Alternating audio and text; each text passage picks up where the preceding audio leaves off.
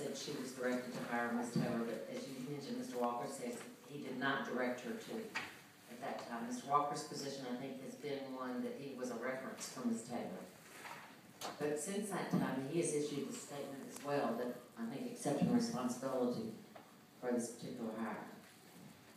So, was that question asked of other people too? Did Mr. Walker tell you, say, did you ask the other people, did Mr. Walker tell you did he have any influence, and what were their answers?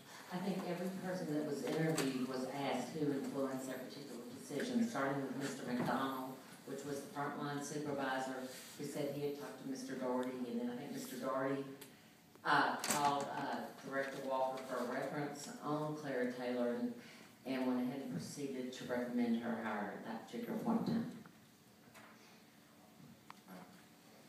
Do you have any questions from the committee? No.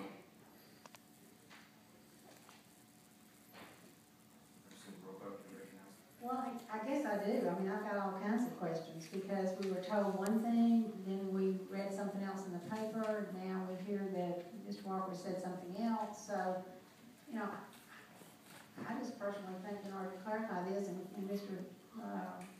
Trevino, I think, is in the audience. I don't know if Mr. Walker's in the audience or not. I cannot see him. But, I mean, I just think that we deserve to have some explanation of how this happened. I mean, we asked about the weight of an interview score. I remember talking about that. And we said that, you know, there were certain characteristics that were listed for the hiring criteria.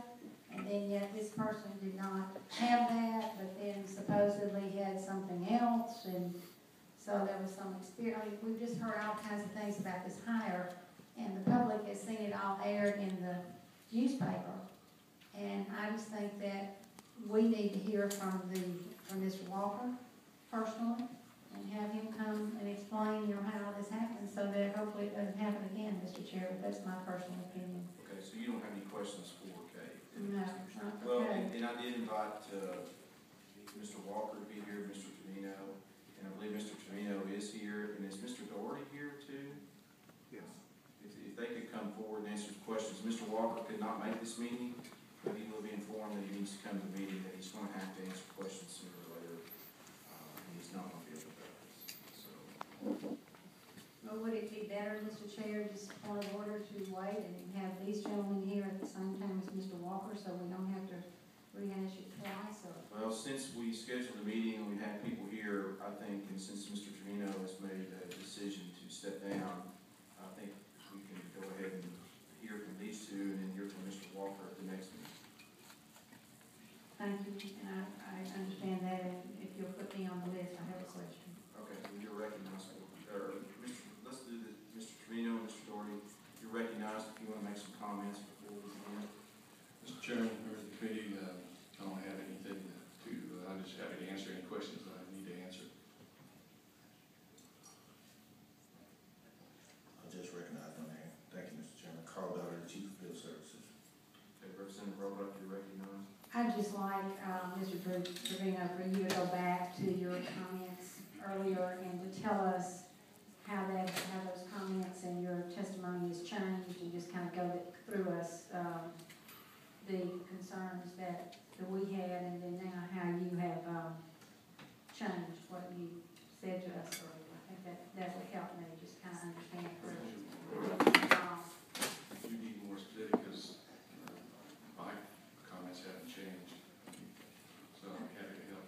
Okay, well, you can, all right, let me go over some of the things then with you.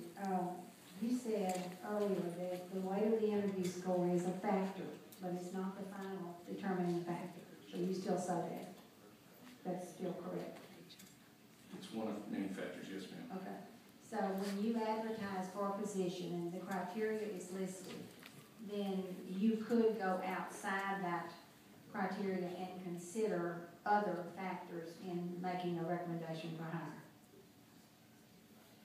It depends on what that criteria is. Generally, we're going to stick to the criteria. My experience in terms of hiring a senior manager, if that person, say all things being equal, and that person, say, has a unique experience, related to the position, then, you know, that obviously might be a consideration. But beyond that, I typically stick to the criteria. So in the person that was hired that we're talking about, then what was your recommendation on that position? I didn't make a recommendation, Representative Roebuck. The recommendation came to me, and at the time, just like, and usually I get a stack of personnel hire requests about so high, it might be 20, 25 in a day. Sometimes it could be 10. And I just look them over for, as I've said to the interviewers, I might look at, see if they have a criminal history, particularly if they're a counselor. I'm going to be working with client funding. I'll look to see if there's a criminal history. Other than that, you know, I don't do that much research. I'd be there all day. So I just sign off based on the hiring official or the senior manager's recommendation to me. They do all the interviews, and then they send a packet to me that has the recommendation form with that candidate on top and the request to hire. And in this particular position, the person making that recommendation to you was? Mr. Daugherty. Mr. Daugherty.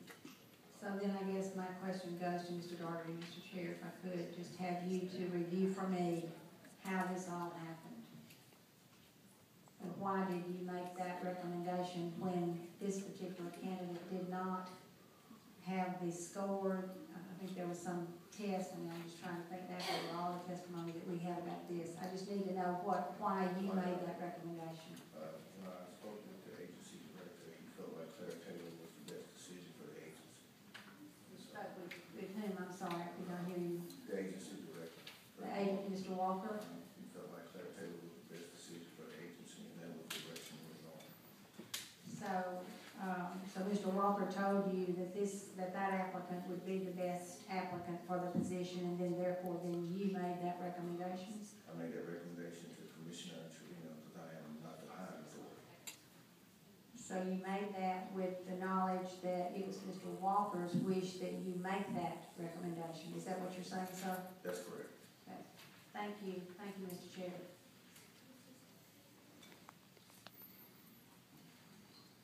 So you're saying, Mr. Doherty, that Mr. Walker was the one that told you to hire her? Yes, sir. He said this was the best decision for the agency, and he gave her a favorable reference, and this was the direction that the agency was going. I mean, I know this puts you in a difficult position, I appreciate it. But Mr. Walker continues to say that he didn't influence the hire.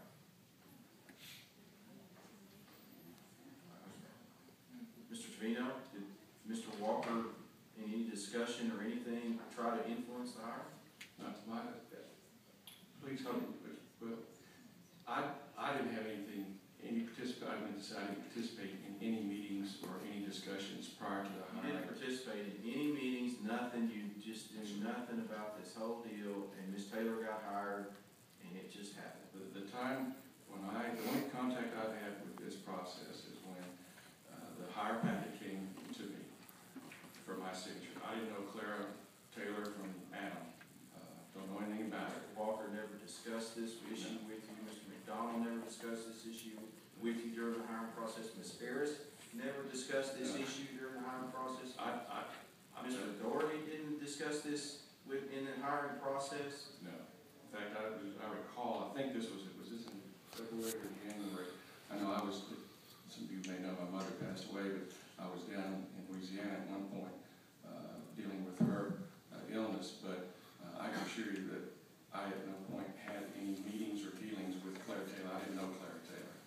And so the only time I had any dealings with this was when I signed the hiring packet.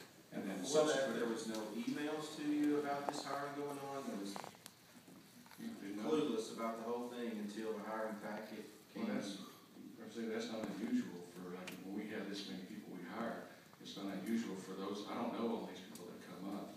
So there was no conversations that, Mr. Walker didn't have any conversation with me about hiring Clara Taylor. I just find that extremely hard.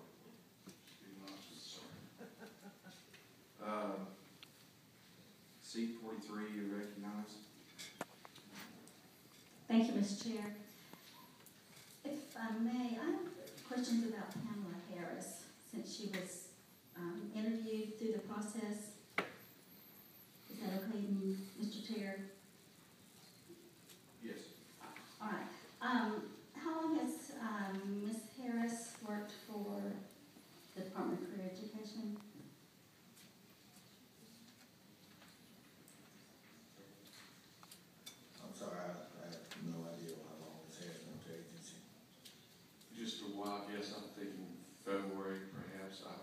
based on all the information that's come to light since. February this year, I believe so. so not very long, but she was. I'm just.